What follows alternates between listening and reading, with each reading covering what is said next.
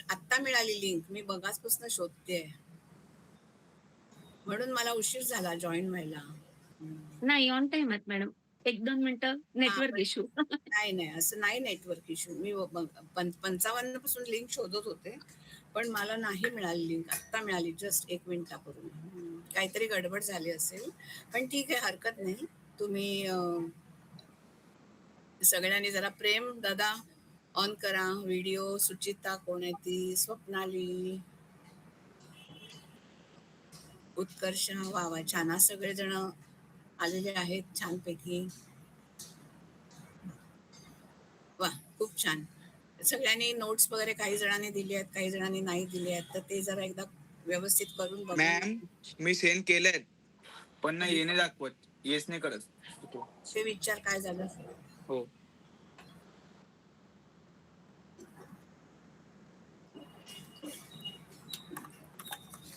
27 तारीख आणि काय 16 तारीखची वाटतं.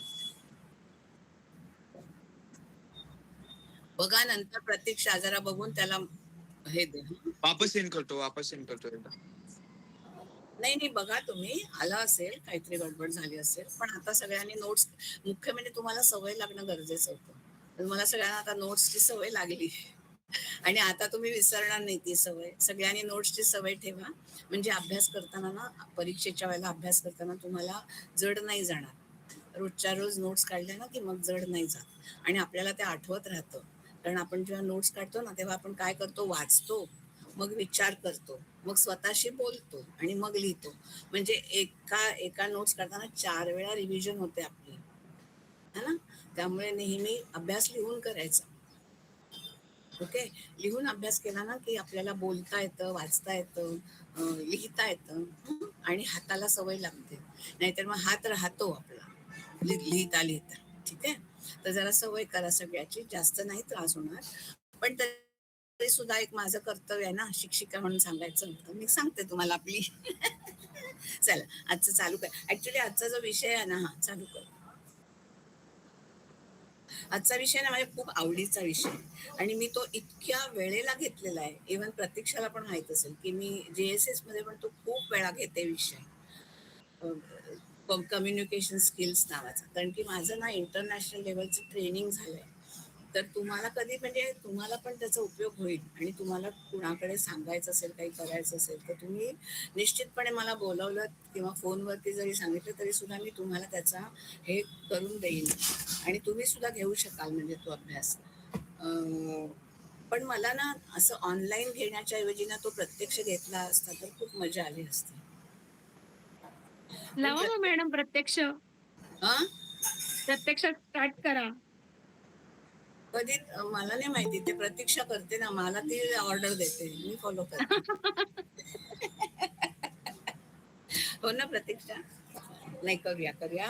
ऑनलाईन मध्ये पण करू शकतो आपण, ते पण करूयाच. काही प्रॉब्लेम नाही. प्रतीक्षा, तू ते जेव्हा केव्हा 1-2 दिवसाचा वर्कशॉप ठेव त्यांच्यासाठी. हं? आवाज नाही येत. मग त्या 1-2 दिवसाच्या वर्कशॉपमध्ये त्यांचे जे काही त्यांना हवे असतील ते विषय घ्या. त्यांना जे अवघड वाटतात ते.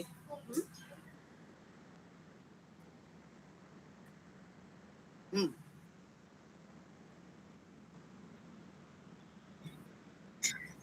चालेल. ठीक आहे, ठीक आहे, ठीक आहे.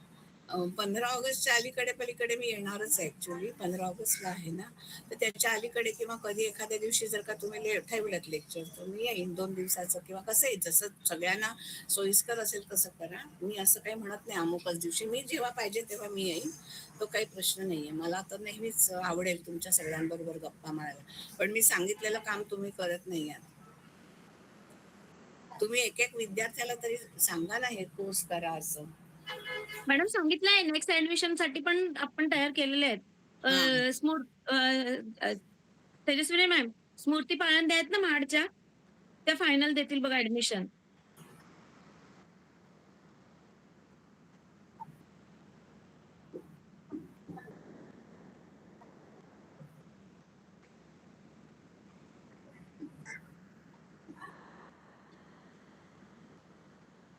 तू विद्यार्थी असताना असंच करायचीस की नाही?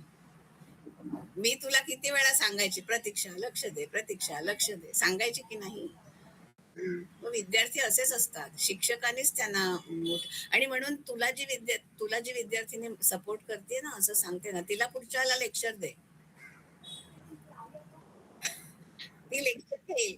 एखाद 2 विषय तिला शिकवायला दे. ती पण आपली छान शिकवेल. तिला पण माहिती आहे ना, ती शिकवेल काय. स्वप्नाली खूप जणी, मला तर असं वाटतं 4 जणी आपल्या या कोर्समधून शिकवू शकतील. हां, त्यांनी जरा तयारी केली तर नक्की शिकवू शकतील. खरं सगळेजण शिकवू शकतील, पण तरी सुद्धा मला तरी आता जाणवलं ते 4 जणांचं जाणवलंय. तर त्यामुळे तुम्ही सगळ्यांनी तयारी करा, की आपल्याला पुढचे लेक्चर घ्यायचे. पण स्टुडंट्सच नसेल तर लेक्चर कोणाला कोणाला घेणार? भिंतीवर तर घेऊ शकत नाही आपण, है ना? तर मुलं स्टुडंट्स घ्या. बरं. आता आपण पहिल्या विषयाकडे वळूया. आपला जो 11वा आजचा आहे, हं, तर त्याचं आहे की अ, संवाद म्हणजे काय? आता हा जो मी पहिला तुम्हाला दिलेला आहे ना, त्याच्या आधी त्याच्या आधी मला तुमच्याशी काहीतरी बोलायचंय. मला हे पाहिजे आहे की संवाद म्हणजे काय? हे आपल्याला माहिती असलं पाहिजे. अच्छा, प्रतीक्षा एक काम कर, आपण Google Meetवर आहोत ना? आता माझे जे हे आहेत ना, काय म्हणायचं लेक्चर्स असतात ना, आता आजचं माझं लेक्चर आहे ना, ते रेकॉर्ड कर. व्हिडिओ रेकॉर्ड केलंस तरी चालेल. हां.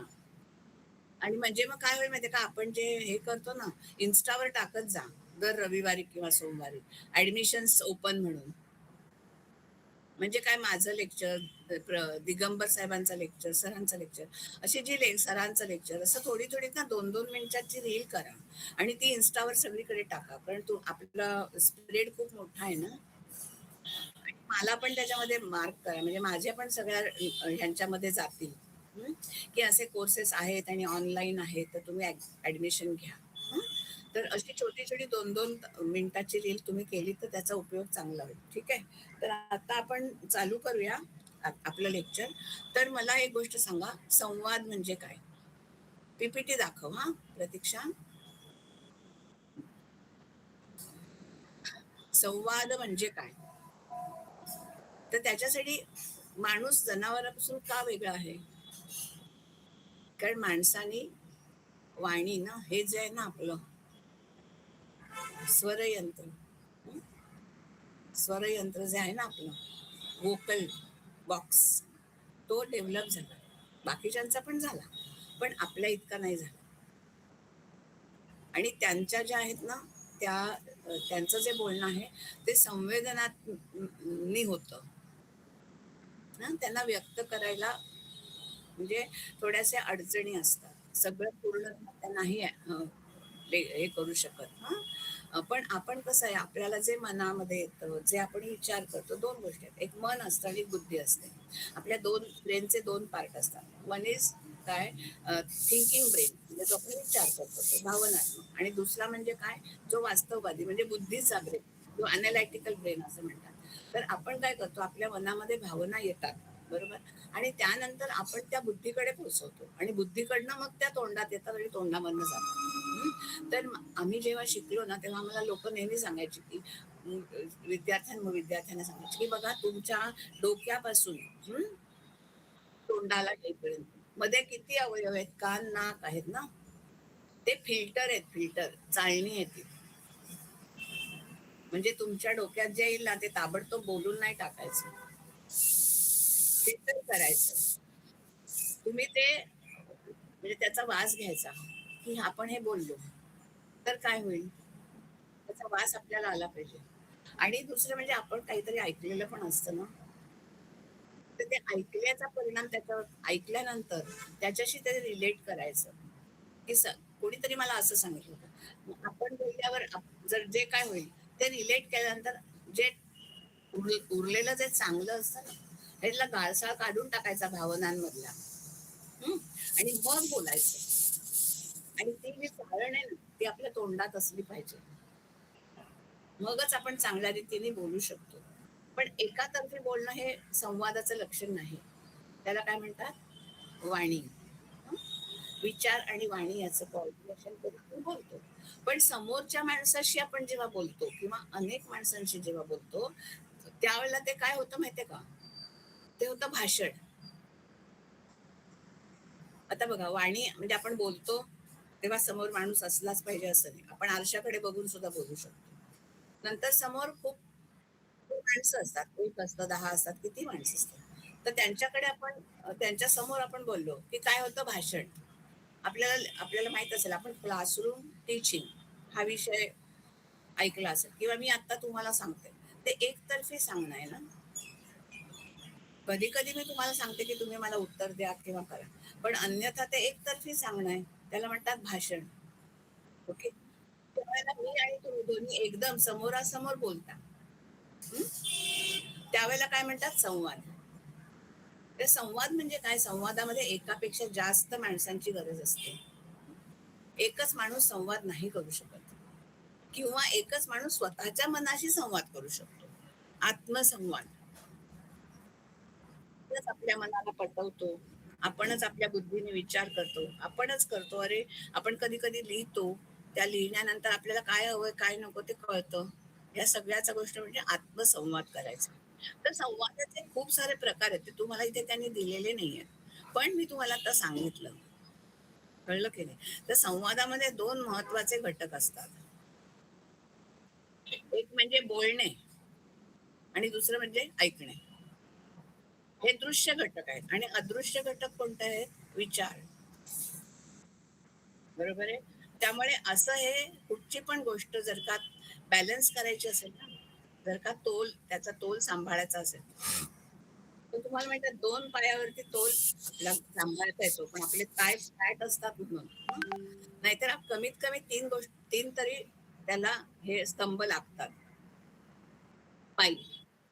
पायांची गोष्ट असेल तरच आपण चांगला तोल सांभाळू शकतो. नाहीतर तोल जाण्याची भीती असते. त्यामुळे संवादाचा तोल जर का सांभाळायचा असेल, तर आपल्याला 3 गोष्टींचा विचार करावा लागतो. एक म्हणजे ऐकणे, दुसरं म्हणजे बोलणे आणि तिसरं म्हणजे विचार करणे. ठीक आहे? या तिन्ही गोष्टी ज्यांना जमतात, त्यांचा संवाद चांगला असतो. आता आपण आपल्या पायाभूत तत्वांकडे तर आणखीन एक गोष्ट तुम्हाला संवादाच्या बाबतीत सांगायचीच आहे. संवादाचे प्रकार वगैरे तुम्हाला सगळे सांगितलेत, पण माझ्या दृष्टिकोनातून अजूनही संवादांचे काही प्रकार आहेत. आपण म्हणतो ना, संवाद एक आहे, विसंवाद एक आहे, सुसंवाद आहे. संवादाचे 3 प्रकार: सुसंवाद, विसंवाद आणि असंवाद. कोणी सांगू शकेल का असंवाद म्हणजे काय? सुसंवाद आणि विसंवाद तुम्हाला माहित आहे. पण असंवाद म्हणजे काय? कोणी सांगू शकेल का? प्रेम.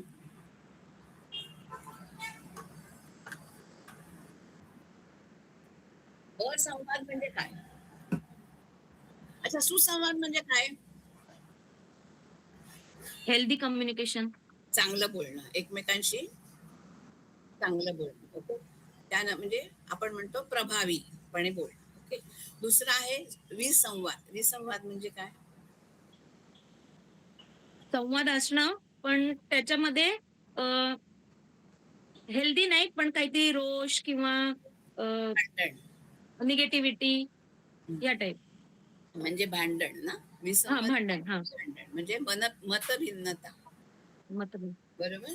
विसंवाद म्हणजे मतभिन्नता. सुसंवाद म्हणजे मनाचं ऐक्य. ठीक आहे. आणि असंवाद म्हणजे काय? दोघं एक दुसऱ्यांबद्दल ओळखतायत, जाणतायत, बुजतायत, पण बोलत नाहीत. बरोबर आहे. हे. त्याचा अर्थ असा असंवाद म्हणजे तोडून टाकणं. ठीक आहे. तर असंवाद पण असू शकतो. त्यामुळे संवाद आपला कसा असायला पाहिजे? विसंवाद असला तरी चालेल. भांडा बाबांनो एकमेकांशी. पण एकमेकांना तोडू नका. कारण भांडल्यानंतर परत जोडण्याची शक्यता असते. एकमेकांना तोडूनच टाकलं, तर परत जुळण्याची शक्यता खूप कमी असते ना म्हणून.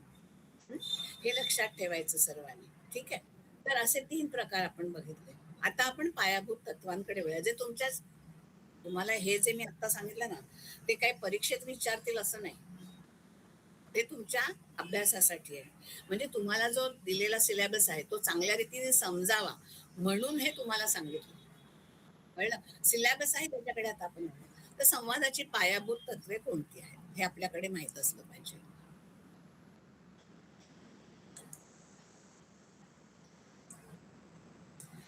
संवादाची पायाभूत कोणती तत्व आहेत? तर पहिली गोष्ट म्हणजे स्पष्टता. हे तुम्हाला परत सांगायची गरज नाही. जे काय आपण बोलणार आहे ना, ते स्पष्ट बोलायला पाहिजे. साध्या शब्दामध्ये, सोप्या शब्दामध्ये आणि कमी शब्दांच्या वाक्यामध्ये. म्हणजे मी एकदा गेले होते ना, तिथे असं झालं होतं ना, मग त्यावेळेला असं-असं झालं, मग मी असं-असं केलं. हे संपूर्ण वाक्य असं नाही बोलायचं. ते 4 ठिकाणी तोडायचं. मी तिथे गेले होते. मग तिथे असं-असं झालं. पूर्णविराम. मग त्यावर मी असं-असं केलं. पूर्णविराम. आणि त्यामुळे असं-असं झालं. म्हणजे आणि हा शब्द नाही वापरायचा. पण 4 वेगवेगळी वाक्य आपण वापरायची. संवाद करताना सोप्पा पाहिजे, नेमका पाहिजे, स्पष्ट पाहिजे आणि अतिशय साधे शब्द पाहिजेत. आणि हे कधी होतं माहितीये का? आपल्याला आपण जेव्हा त्याचा अभ्यास आधी केलेला असतो तेव्हा. पूर्वतयारी असेल ना, तेव्हा संवाद चांगला होऊ शकतो. मग आपण त्याच्यामध्ये स्पष्टता आणू शकतो. ही स्पष्टता आणण्यासाठी अचूकता लागते. म्हणजे काय? तर ती आपल्याला आपण जे बोलतोय ना, त्याच्या पाठीमागे काहीतरी प्रूफ पाहिजे. माहिती पाहिजे. माहिती कशाच्या आधारावरती तुम्ही दिली? नाहीतर लोकं विश्वास नाही ना ठेवतात. म्हणून मग अविश्वास तयार होतो. म्हणून आपण जे बोलतो, आता मी म्हटलं समजा एखादी गोष्ट मी सांगितली, की आज खूप अ, आज खूप पाऊस आहे, असं मी तुम्हाला सांगितलं. तुम्ही विश्वास ठेवाल? ठेवाल का?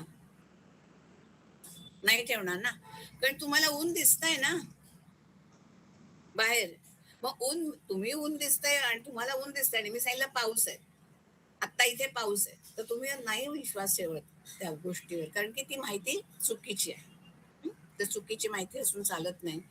संक्षिप्तता पाहिजे. म्हणजे काय? तर ती थोडक्यात दिली पाहिजे. थोडक्यामध्ये दिली पाहिजे. उगाचच त्याचा फापट पसारा नको. नाहीतर आपल्याकडे एक सुंदर असं हे आहे, म्हण आहे. "नमनालाच घडीभर तेल." बरोबर? म्हणजे उगाचच फापट पसारा बो बोलून बोलायचं. म्हणजे असतं एवढूसं, असतं तिळाच्या दाण्या एवढं आणि आपण बोलताना कसं करतो? कापसा एवढं. तर कापसा एवढं बोलून तिळाचा दाणा जर का द्यायचा असेल, तर नाही चालत. हं? त्याच्यासाठी संक्षिप्त कन्सिस्टन्सी पाहिजे. म्हणजे एका गोष्टीतनं दुसरी गोष्ट निघाली पाहिजे. एका दोघांची एकमेकांना लिंक असली पाहिजे. हं? ते कोणत्या गोष्टीमध्ये लिंक एकरूपता असली पाहिजे, तर बोलणं म्हणजे आपण जे बोलतोय ते आणि जे वस्तुस्थिती असते ती वस्तुस्थिती एक आणखीन याच्यामध्ये ऍड करायला पाहिजे. प्रतीक्षा, वस्तुस्थिती, बोलणं, कृती आणि वर्तन. कारण आपल्याला माहिती पाहिजे ना, माहिती काय आहे ते पण आपल्याला महत्वाचं आहे. हं? आणि प्रामाणिकता पाहिजे. जर का प्रामाणिक असू तरच लोकांना पटेल. नाहीतर मी म्हणेन, "हां, मी किती तुम्हाला माहिती आहे का? मी ना 10 वर्षाची आहे. ह्याच्यात सत्य आहे का मला सांगा?" हं. ह्याच्यामध्ये सत्य नाहीये. हे असत्य आहे. मग ते पारदर्शक आहे का? नाही आहे. तुला माहिती आहे का? मी आत्तापर्यंत एव्हरेस्टवर चढून गेली. असं मी म्हणलं. त्याच्यात पारदर्शकता आहे का? किंवा मी आत्ता एव्हरेस्टवरनं बोलतेय. त्यात पारदर्शकता आहे का? नाही. मग तो संवाद होऊ शकत नाही. मग तुम्ही काय म्हणता, "हां, ही लपेटते किंवा ही फेकते, खोटं सांगते." तर प्रामाणिकता पाहिजे आणि म्हणून आपल्याला ते फार आवश्यक आहे. हे 5 गोष्टी आहेत त्या फार आवश्यक आहेत. नेक्स्ट यशस्वी संवादाचे नेक्स्ट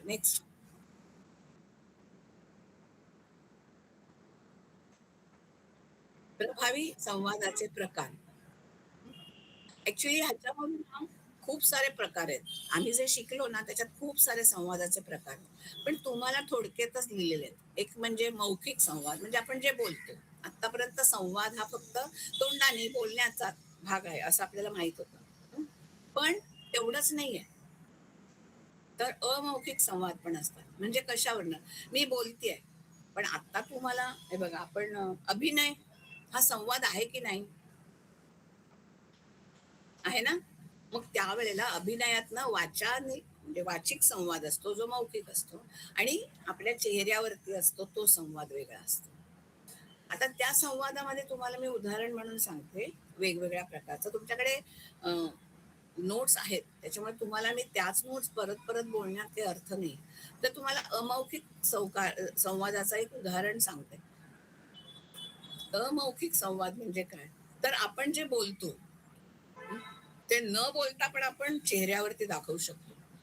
आई एखाद्या मुलाला जर का ओरडत असेल, तर प्रत्यक्षात ती याने ओरडते का गं? बोलून ओरडते का नाही? नुसते डोळे वटारले तरी मुलाला कळलं पाहिजे की आई ओरडली आहे ना. हे देहबोली आहे. चेहऱ्यावरचे हावभाव आहेत. हं? आणि कधी-कधी तरी पण नाही जमलं. आई बोलत नाही पण एक धपाटा मारते. हा कृतीतनं झालेला संवाद आहे. लक्षात आलं? तर तो कृतीतला संवाद आहे. त्यामुळे अमौखिक संवादाचे पण खूप सारे प्रकार आहेत. जे आपल्याला माहीत असले पाहिजे. उदाहरण आणखीन एक तुम्हाला मी शांतपणे द्यायचं. आपण नाटक बघतो, सिनेमा बघतो आणि सीरियल बघतो. नाटकामध्ये कसं असतं? नाटकामध्ये कसं असतं? तर आपल्याला पूर्ण रंगमंच दिसतो. हो की नाही? म्हणजे आपल्याला ती व्यक्ती आणि आजूबाजूचं वातावरण पण दिसतं. हं? पिक्चरमध्ये काय होतं? फोकस असतो ना. म्हणजे त्यात तोच माणूस फक्त दिसतो अनेक वेळा किंवा त्या 2 माणसांमध्ये संवाद होत असेल, जी घटना घडत असेल ते 2 माणसं किंवा 5 माणसं दिसतात. म्हणजे रंगमंचापेक्षा पिक्चरमध्ये कमी फोकस म्हणजे कमी गोष्टी दिसतात. हं? आणि सीरियलमध्ये काय दिसतं? फक्त चेहरा दिसतो.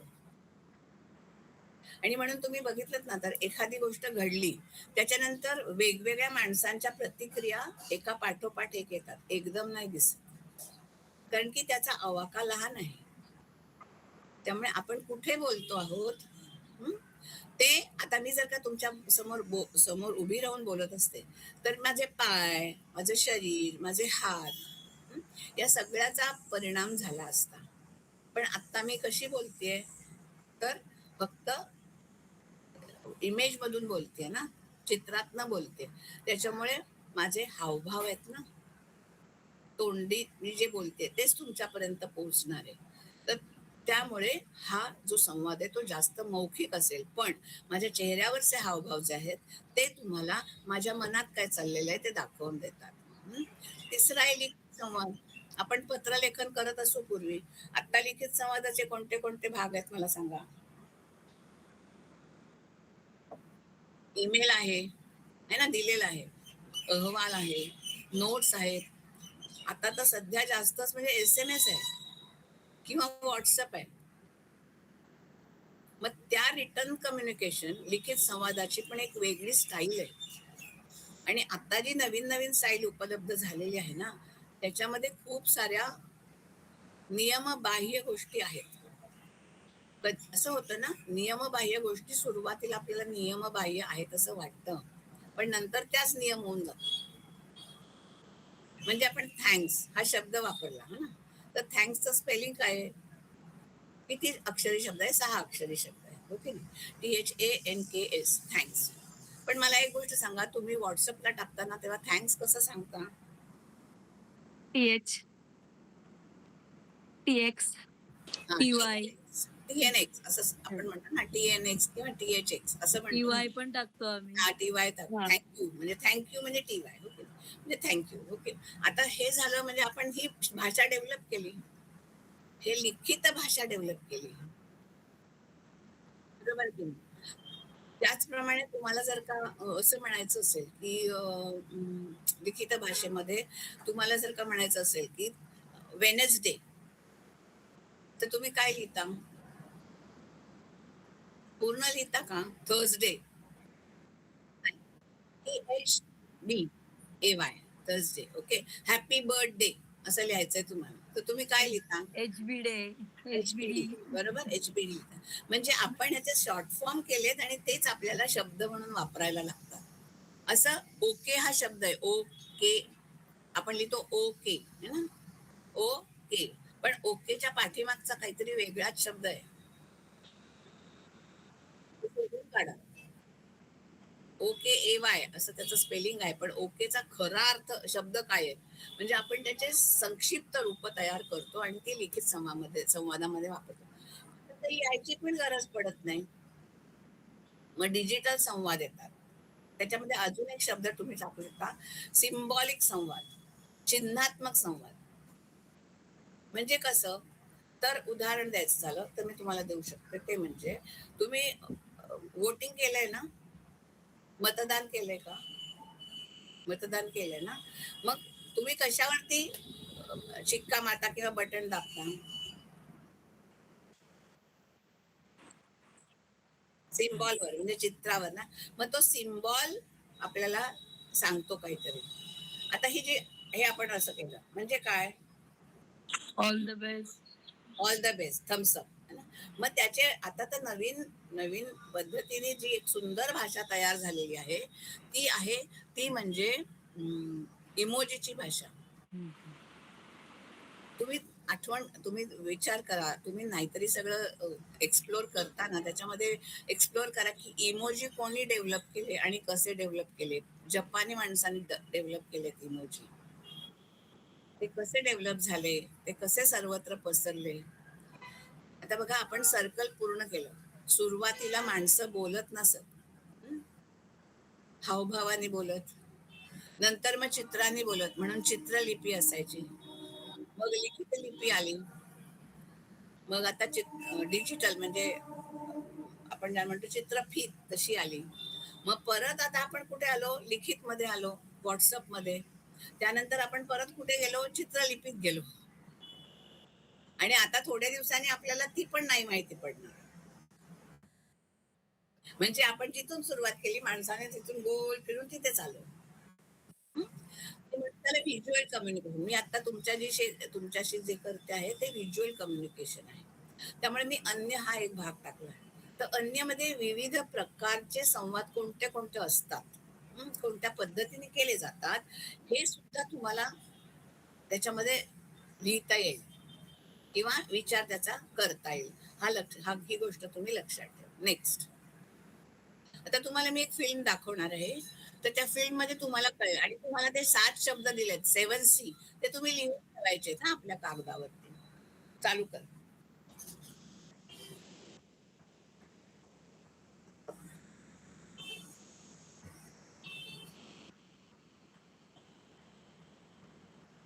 प्रतीक्षा,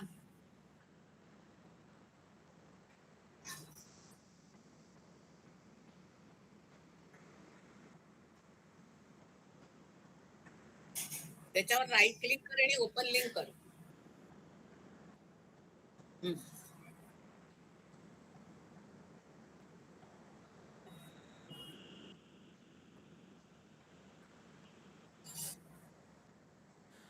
इस वीडियो में मैं आपको बताऊंगा 7C ऑफ इफेक्टिव कम्युनिकेशन। दोस्तों, बहुत ही इंपॉर्टेंट टॉपिक है कम्युनिकेशन में। ये 7C के बारे में हम लोग बात जानेंगे इस वीडियो में। 7C के बारे में जानेंगे इस वीडियो में। बहुत ही कमाल की वीडियो होने वाली है। शुरू करते हैं, मिलता हूं इस वीडियो के एंड में। इफेक्टिव कम्युनिकेशन करने के लिए हमें 7C फॉलो करने बहुत जरूरी है। ये 7C आपकी कम्युनिकेशन को और ज्यादा साफ, छोटा और समझने में आसान बनाते हैं। सबसे पहला C है क्लियर होना। मैसेज बहुत क्लियर होना चाहिए ताकि समझने में आसान हो। आपको ध्यान रखना है कि आपका टारगेट है रेसिपिएंट, यानी मैसेज को रिसीव करने वाला। तो सिंपल लैंग्वेज का यूज़ करना ताकि क्लियर से क्लियर लैंग्वेज में आपका मैसेज जा सके। दूसरा सी है मैसेज को कंसाइज करना, यानी छोटा करना। ध्यान रखना कि आपको अपनी बात को ब्रीफ रखना है, टू द पॉइंट रखना है। अननेसेसरी डिटेल्स नहीं ऐड करनी है। सबसे इंपॉर्टेंट तो वर्ड्स को रिपीट नहीं करना। आप अगर एक बार भी अपनी बात को बोलोगे ना तो भी समझ में आ जाएगी, और बार बार एक ही चीज बोलने से ना सुनने वाला कंफ्यूज हो जाता है, बोर हो जाता है। तीसरा सी है बात का कंक्रीट होना। कंक्रीट होने का क्या मतलब है यहाँ पर? यानी आपको अपनी बात में कुछ स्पेसिफिक फैक्ट्स बताने हैं, फिगर्स, नंबर्स बताने हैं, एग्जाम्पल्स बताने हैं, ताकि आपके मैसेज को ये सारी चीज़ें सपोर्ट करें। अगर आप ये चीज़ें ऐड करते हो तो आपकी कम्युनिकेशन और ज़्यादा क्रेडिबल बनती है और आप भरोसा बड़ी जल्दी जीत सकते हो। चौथा सी है मैसेज का करेक्ट होना। आपको इंश्योर करना होगा कि आपकी जो इन्फॉर्मेशन है वो एक्यूरेट हो, एरर्स नहीं हो उसके अंदर, और ऑडियंस के लिए अप्रोप्रिएट हो। इसके अंदर आप अपनी ग्रामर का ध्यान दे सकते हो। स्पेलिंग मिस्टेक नहीं होनी चाहिए। और फैक्चुअल करेक्टनेस होनी चाहिए कि आपको गलत फैक्ट्स बिल्कुल भी प्रेजेंट नहीं करना है।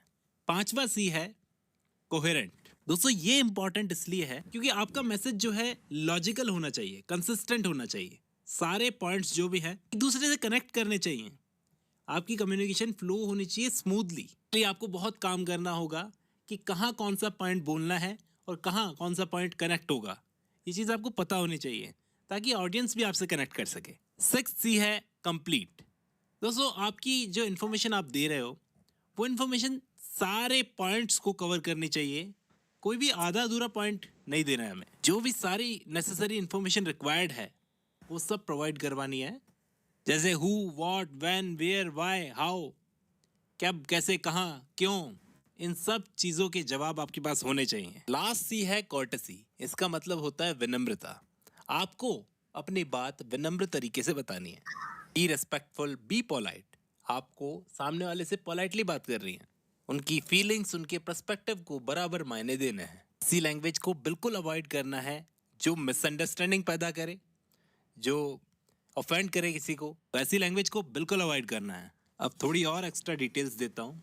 अगर मैसेज क्लियर नहीं होगा तो रेसिपिएंट, सुनने वाला, अपने हिसाब से इंटरप्रिटेशंस निकालेगा उसकी, इससे कंफ्यूजन क्रिएट होती है, गलत मैसेज जाता है। इसलिए आप कोशिश करो कि direct language, simple language use करो। टेक्निकल टर्म्स यूज़ करोगे ना तो ऑडियंस उसको समझती तो है नहीं, उबासियाँ लेना शुरू कर देती है। कम्युनिकेशन को कंसाइज रखना इसलिए ज़रूरी है क्योंकि ज़्यादा लंबी कम्युनिकेशन ऑडियंस का अटेंशन तोड़ती है। मैं भी ज़्यादा देर तक सुन नहीं सकता किसी भी लेक्चर देने वाले को, 15-20 मिनट, किसी किसी को तो 15-20 मिनट भी बहुत लंबे लगते हैं। इसलिए छोटे से छोटी रखो अपनी बात को, और मेन बात पहले बोलनी चाहिए। मेन बात अगर बीच में बोलोगे तो मुझे लगता है तब तक तो सबका अटेंशन टूट जाएगा। इसके लिए एक टेक्निक है, बुलेट पॉइंट्स बनाओ, टू द पॉइंट, की पॉइंट बात करो। एक तो ये होता है कि मैं बोलूँ I am writing to let you know that there is a meeting schedule for tomorrow at 10 AM and it will be held in the conference room. ये तो लंबी बात हो गई, मैं ऐसे भी तो बोल सकता हूँ कंसाइज करके, the meeting is tomorrow at 10 AM in the conference room. ये भी तो एक तरीका है, I am writing to let you know. ये सब लिखने की क्या ज़रूरत है? जहाँ तक बात है मैसेज को कॉन्क्रीट बनाने की, तो आप डेटा का यूज़ करो, स्टैटिस्टिक्स का यूज़ करो, रियल लाइफ एग्जांपल्स दो अपने पॉइंट्स को प्रूव करने के लिए, सपोर्ट करने के लिए। वेग स्टेटमेंट्स मत दो जिसमें आप ही क्लियर नहीं हो, वो किसी और को क्या समझाओगे। और करेक्टनेस क्यों ज़रूरी है? अगर आप ग्रामर में एरर करोगे, स्पेलिंग ठीक से नहीं लिखोगे, मतलब गलतियाँ होंगी, तो आप बात कितनी भी सॉलिड लेकर आए हो, कहीं ना कहीं लोगों के दिमाग में ये रहेगा, यार इसकी तो स्पेलिंग से गलत होती है। आपकी क्रेडिबिलिटी पर सवाल उठता है इस चीज़ से। फिर आपके मैसेज को कोहेरेंट होना ज़रूरी क्यों है? देखो, आपको लॉजिकली अरेंज करना होगा चीज़ों को कि पहले क्या बोलना है, बाद में क्या बोलना है। ये चीज़ मानो बहुत ही इंपॉर्टेंट होती है। अगर आप ऐसे ही एक पॉइंट से दूसरे पॉइंट पर ऐसे ही जंप कर जाओगे तो हो सकता है कनेक्शन टूट जाए लोगों का। इस तरह से 7C बहुत ही इंपॉर्टेंट है दोस्तों।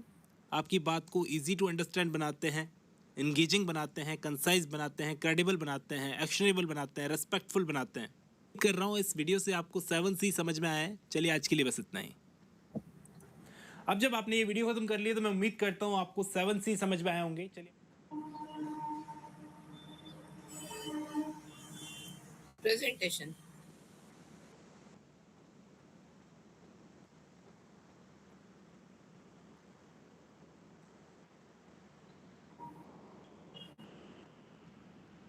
आता तुम्हाला कळलं असेल की मी तुम्हाला मध्येच का व्हिडिओ दाखवते, नोट्स का दाखवते, कारण की तुमचा जो स्पॅन आहे ना ऐकायचा, तो 20-25 मिनिटापेक्षा जास्त नसतो.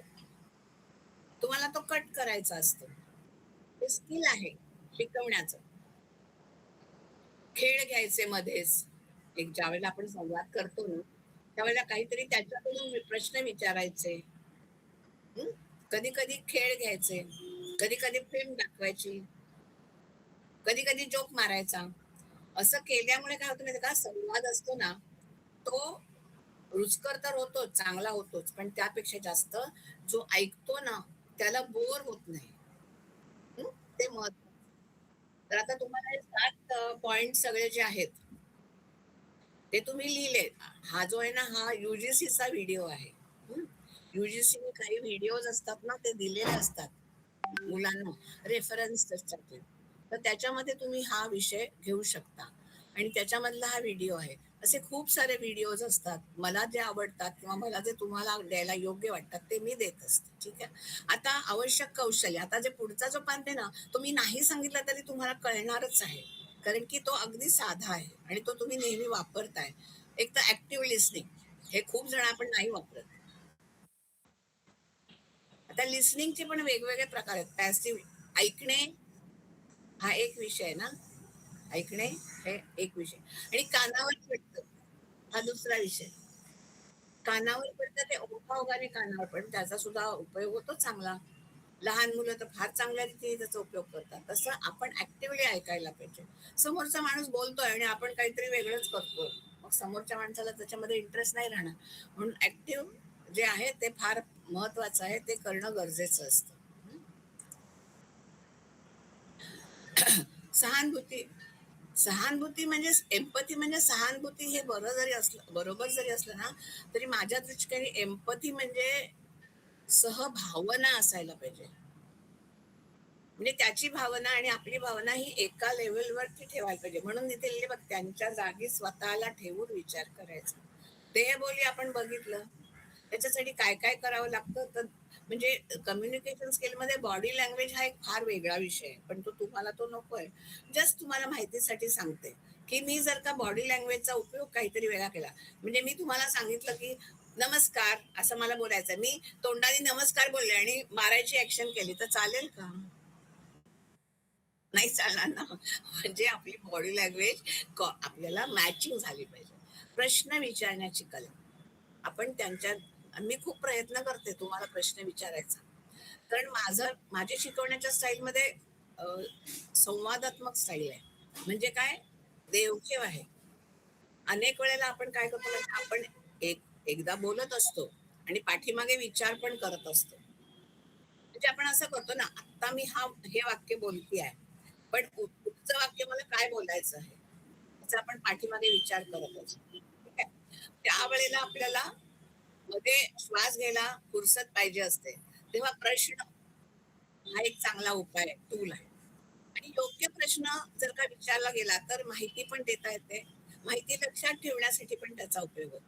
आणि प्रतिक्रिया, आपण नक्की काय प्रतिक्रिया देतो. Next next next next next. हा, प्रतिक्रिया काय आहे ते पण आपल्याला बघावं लागतं. आता मी तर बोलती आहे, बरोबर, पण दुसराच कोणीतरी आता कुठेतरी बोलतंय, कोणातरी ऑडिओ चालू आहे आणि कोणीतरी बोलतंय, तर मला माहित नाही कोण बोलतंय ते. पण त्यामुळे होतंय काय, आपलं दुर्लक्ष होतंय. ऑफिस बरोबर. म्हणजे आपण फीडबॅक देताना पण परफेक्ट दिला पाहिजे. ठीक आहे. नेक्स्ट. प्रतीक्षाताई तुझा माईक बंद एक कर मिनिट, ना. कॉन्फिडन्स. आपल्याला जरा बघा तुम्ही, ऑडिओ बरोबर आहे का, तो चालू आहे का, बंद आहे का, जरा बघा. प्रतीक्षाताई तुझा चालू आहे. हा, प्रतीक्षाताईचा चालू आहे. बरं ठीक आहे, असू दे. कॉन्फिडन्स तर आपण बघितलं आणि अडॅप्टिबिलिटी म्हणजे काय, परिस्थितीनुसार संवाद बदलायचा असतो. म्हणजे उदाहरणार्थ झालं तर आपल्याला एक संवाद आहे आणि आपण काहीतरी करतोय, तेवढ्यात कोणाला तरी फिट आली, आपण कोणाला तरी बोलतोय, कोणाला फिट आली किंवा कोणाला तरी लागलं, तर आपल्याला तो संवाद बदलायला लागेल की नाही. म्हणजे परिस्थिती काय आहे ते बघून आपल्याला त्याचा तारतम्यात्मक विचार करावा लागतो आणि नंतर आपल्याला बदलायला लागतो. नेक्स्ट. तर ह्याच्यामध्ये काय काय अडथळे येतात, तर सगळ्यात मेजर अडथळा मला असं वाटतं की आपलं लक्ष नसणं, म्हणजे मानसिक अडथळा. आपण समोर असतो पण लक्ष कुठेतरीच असतं, तो सगळ्यात मोठा अडथळा. गोंगाट, नको असलेला आवाज, त्यामुळे बरोबर कळत नाही. भाषा न समजणे, म्हणजे मी आता तमिळमध्ये बोलले, तुम्हाला कळेल नाही कळणार. त्यामुळे भाषा, तांत्रिक शब्दांचा वापर जास्त करायचा. म्हणजे मी आता तुम्हाला सांगितलं, हा, communication is a way of thinking आणि ऑल दिस नॉनसेन्स. तुम्ही सांगितलं, तुम्ही म्हणाल काय मॅडम सांगता, मला कळत असं, मला कळेल असं बोला काहीतरी, तर त्याला उपयोग नाही ना. त्यामुळे ते आणि सांस्कृतिक, म्हणजे त्याची रूढी असली पाहिजे. आता उदाहरण द्यायचं झालं तर लग्न, बरोबर ना, लग्नामध्ये हा सांस्कृतिक विभाग आहे. त्याच्यामधल्या प्रथा, रूढी, वागण्याच्या पद्धती ह्याच्यावरती अवलंबून आपण संवाद केला पाहिजे. लग्नाच्या तिथे आपण गेलो आणि म्हणतो तुला माहितीये का, हा जो मुलगा आहे ना त्याचं लव्ह मॅरेज होत आधी कोणाबरोबर तरी लफडं होतं. चालेल? नाही चालणार. त्यामुळे तेही आपल्या लक्षात ठेवायला लागतं. आणि भावनिक अडथळे तर असतात. म्हणून आपल्याला काय करायचं झालं म्हणजे आपल्याला कळत नाही, की आपण बोलतोय ते बरोबर आहे का, चूक आहे का? आपल्याला डबल माइंडमध्ये असतो आपण. पण आपण कॉन्फिडेंटली बोललं पाहिजे. म्हणून संवाद चांगला होऊ शकतो. त्याच्यावरती उपाय काय आहे? तर भाषा साधी असायला पाहिजे. सा उदाहरण दिलं पाहिजे. आपलं मुख्य म्हणजे डोकं शांत असलं पाहिजे. आणि वातावरण पण शांत ठेवायची कला आपल्याला आवडलेली असली पाहिजे. आणि दृष्टिकोनात सकारात्मक असावे. काही कळणार नाही या विद्यार्थ्यांना. कशाला उगाचच जास्त सांगायचं. मला पण कोणी कोणी सांगितलेलं.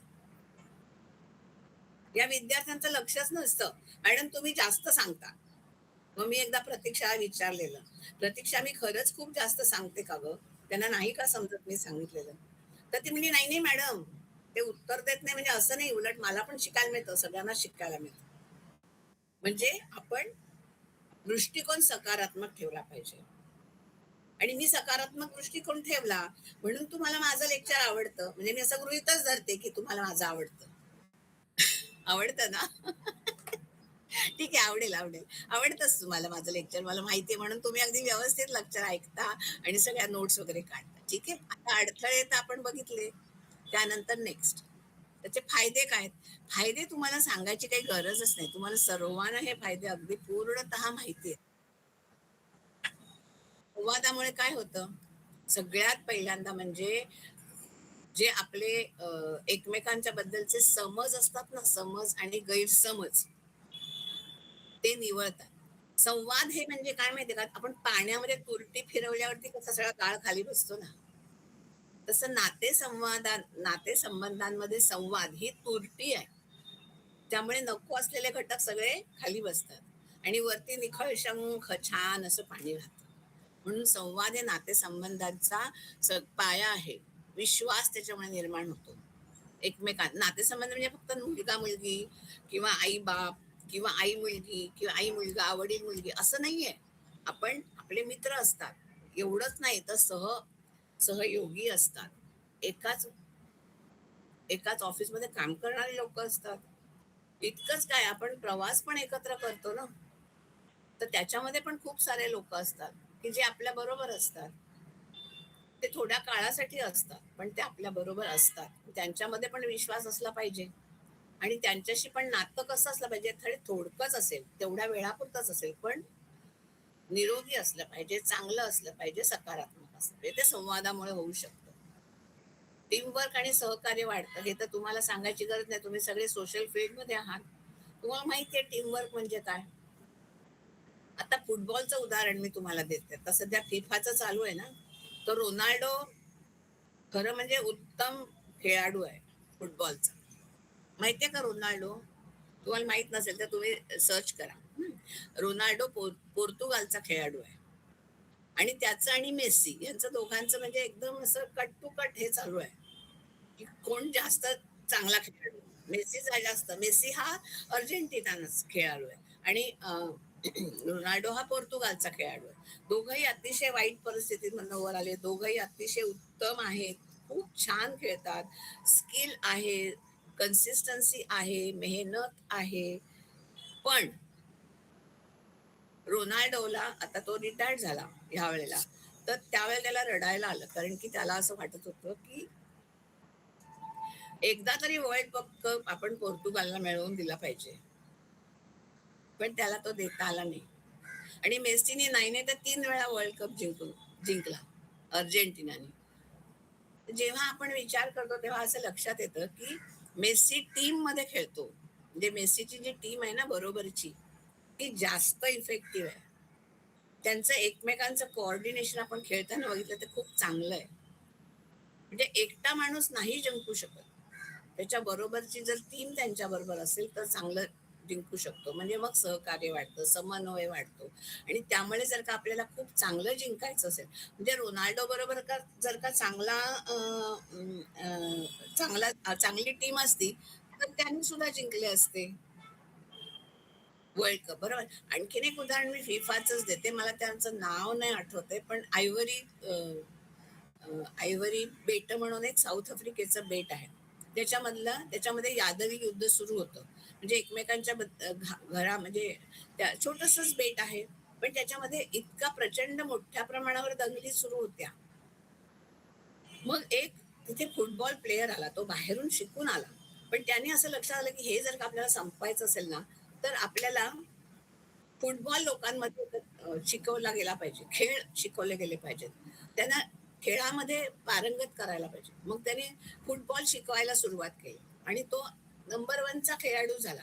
आणि कधी नव्हे त्या वर्ल्ड कपच्या फिफामध्ये पण त्याला त्याचा जो संघ होता त्याला ऍडमिशन मिळाली आणि तो चांगल्या रीतीने तिथे त्याने प्रिपेअर केलं, त्याचं चांगलं नाव झालं आणि तो देशभरात अतिशय लोकप्रिय झाला. आणि मग त्यांनी सगळ्यात पहिलं काय काम केलं, तो म्हणाला हे बघा, आपल्याला जर का आता देशाचं काही चांगलं करायचं असेल तर जसं तुम्ही एकत्रित आलात ना फुटबॉलच्या प्रमाणे, तसं माझी एक गोष्ट ऐका, ते म्हणजे आपापल्यातली भांडणं बंद करा. त्या दिवशीपासून त्यांची भांडणं बंद केली. देशामध्ये छोटासा देश होता, मुस्लिम वर्सेस ख्रिश्चन अशी भांडणं सुरू होती. त्या दोघांनी त्यांनी सांगितलं आपण खेळावर लक्ष देऊया, भांडणांवर लक्ष देऊया ना. त्यांनी भांडणं बंद केली आणि देशाची प्रगती व्हायला सुरुवात झाली.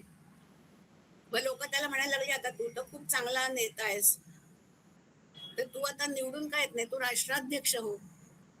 त्याच्यावरती त्यांनी दिलेलं उत्तर मला अत्यंत चांगलं वाटलं. तो म्हणाला, मी जर का कोणत्याही राष्ट्राध्यक्ष होण्यासाठी मला कोणत्या तरी एका पक्षातर्फे उभं राहावं लागेल. आणि मी जर का एका पक्षातर्फे उभा राहिलो तर मला 50% लोक फॉलो करतील, 50% लोक माझं ऐकतील, पण 50% लोक मला न ऐकणारी असतील, ते माझं नाही ऐकणार. पण मी जर का फुटबॉलचाच जर का कोच झालो किंवा मी जर का फुटबॉलचा खेळाडूच राहिलो तर 100% लोक माझं ऐकतील. तर देशाच्या दृष्टिकोनातून, चांगल्याच्या दृष्टिकोनातून मी खेळाडू होणं हे जास्त महत्वाचं आहे, राष्ट्राध्यक्ष होणं हे जास्त महत्वाचं नाहीये. समन्वय, कळलं की नाही? एखाद्या गोष्टीसाठी आपण काय करतो, त्याचा काय इफेक्ट आहे ते फार आवश्यक असतं. आणि मग त्याच्यावरती समाधान शोधणं, समस्या तर आयडेंटिफाय करायची आहे, तुम्हाला मी आधी पण सांगितलं, पण त्याच्यावरती समस्या शोधून त्याच्यावर सोडवणं हा पण फार महत्वाचा गोष्ट आहे. आणि त्यानंतर नेतृत्व गुण, आता तुम्हाला सांगितलं समुदाय विकास होतो, ते पण आता समुदाय विकासामध्ये किती मदत होते ते तर तुमच्या कुवतीवर अवलंबून असतं. सामाजिक कार्यकर्त्याची कुवत किती आहे, त्याची नियत काय आहे, यावरती ते जास्त अपेक्षित असतं.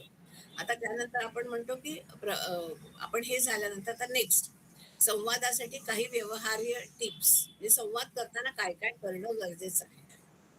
सगळ्यात पहिल्यांदा आवाज स्पष्ट पाहिजे, भाषा सोपी आणि त्याच्यामध्ये चुका नसलेल्या पाहिजेत, कारण चुका असल्या तर आपला कॉन्फिडन्स नसतो. म्हणून स्पष्ट शांत आवाज, चांगली सोपी भाषा, एकदम त्याच्यामध्ये चुका नसल्या, अचूक भाषा, उदाहरणं पाहिजेत, कथा पाहिजे, चित्र पाहिजे, जे मी तुम्हाला आता सांगितलं. समोरच्याच्या डोळ्यात बघून बोलायचं, जेव्हा वन टू वन संवाद असतो ना तेव्हा डोळ्यात बघून बोलायचं असतं, ते जास्त इफेक्टिव्ह होतं. लहान आणि नेमका संदेश, ते आपण आता बघितलं ना, कन्साइज, छोटा पाहिजे, सकारात्मक भाषा करायला पाहिजे. आणि सगळे महत्वाचं म्हणजे चर्चेच्या शेवटी सारांश द्यायचा.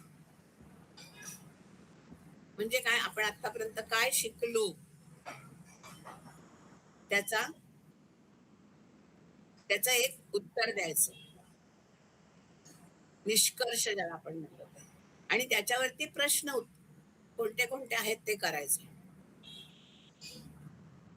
हे सगळे आहेत, हे जे काय हे टिप्स आहेत की ज्या उत्तम येऊ शकतात. तर निष्कर्ष काय आहे तुम्हाला बघा लक्षात येईल की प्रभावी संवाद कौशल्य हे व्यक्तिगत विकास, म्हणजे माझा विकास झाला, सामाजिक काम कार्य आहे, नेतृत्व लीडरशिप, जसं मी उदाहरण दिलं, संस्था व्यवस्थापन, चांगला संवाद असेल तर व्यवस्थापन चांगलं होतं, आणि समाज शिक्षण याचं प्रमुख साधन आहे, टूल आहे.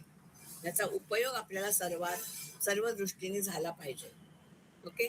त्याच्यानंतर आहे ते म्हणजे योग्य संवादामुळे संबंध, एकमेकांचे संबंध चांगले होतात, विश्वास निर्माण होतो, टीमवर्क म्हणजे एकत्रित काम करण्याची वृत्ती तयार होते, सकारात्मक वृत्ती तयार होते, विकास होतो, डेव्हलप म्हणजे आपण आपण जे बोलतो आता तुमच्याशी बोलता बोलता मी संवाद केला, पण मी सुद्धा डेव्हलप झाले, त्याच्यामध्ये मला पण काहीतरी शिकायला मिळालं.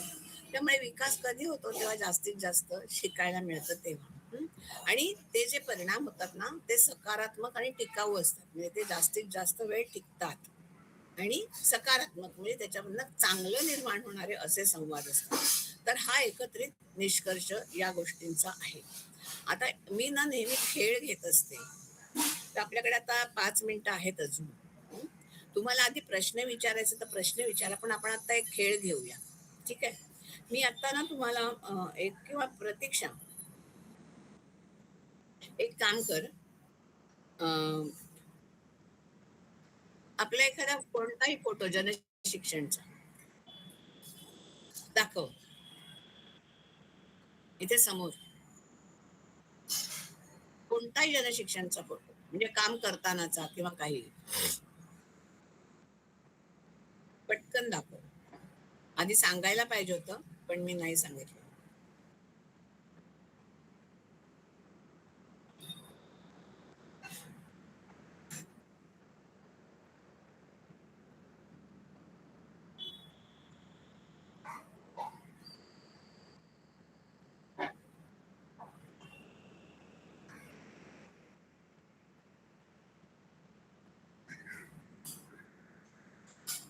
बरं मी तुला पाठवू, मी दाखवू, मला शेअर करता आलं तर मी बघते. हा, एक मिनिट.